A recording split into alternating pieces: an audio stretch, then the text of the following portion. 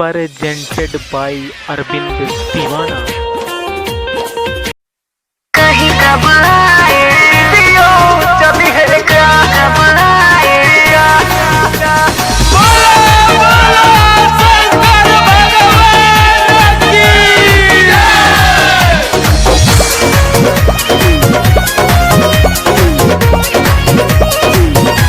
शुरू हो कल सावन कहीं कब आए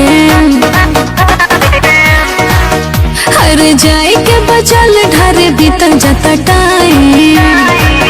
होने रखे जीजा होता नहीं तैयारी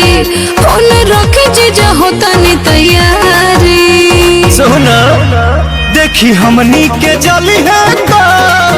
न तो कुफुत में डाली है पूछला तुहार दीदिया चली है क्या देखी हमनी के जली है न तो कुफुत में डाली है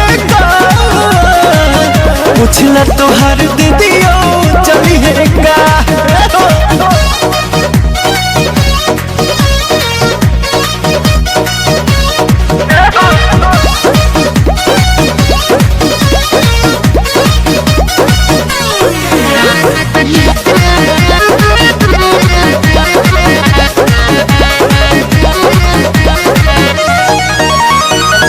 चली है ता ठीक बा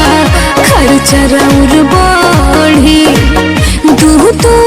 कावर अब तक किने के पड़ी खर्चा से पीछा न पानी हम होटल भोला के भक्ति में रही बनी श्रद्धा से भूखल सुमारी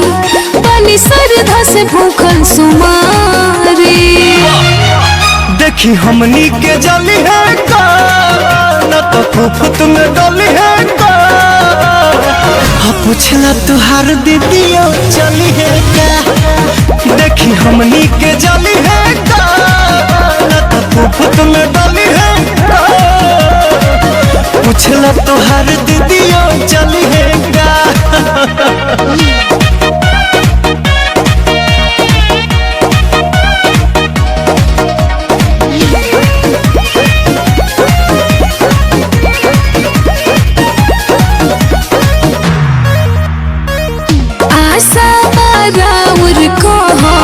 दीदियों न टाली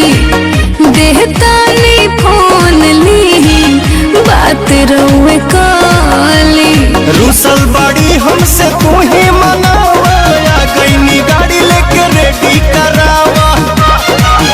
अरुण पवन संगे करब जल ढारी प्रियंका पवन संगे करब जल ढारी